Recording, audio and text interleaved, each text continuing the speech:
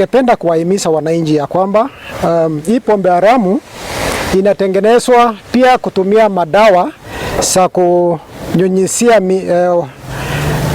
mimea, insecticides.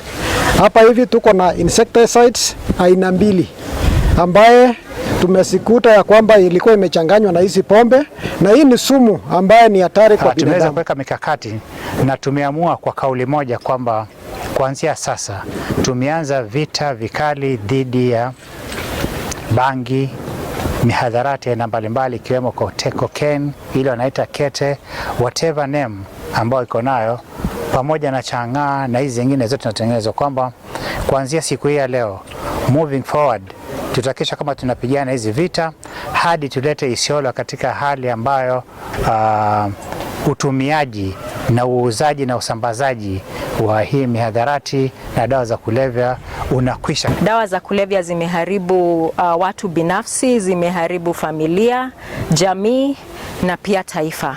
Kwa hivyo tumepatana leo, tumekuwa na mkutano ndio tuweze kujadiliana mbinu ambazo tutatumia going forward ili tuweze kutatua hili tatizo la dawa za kulevya hapa Isiolo.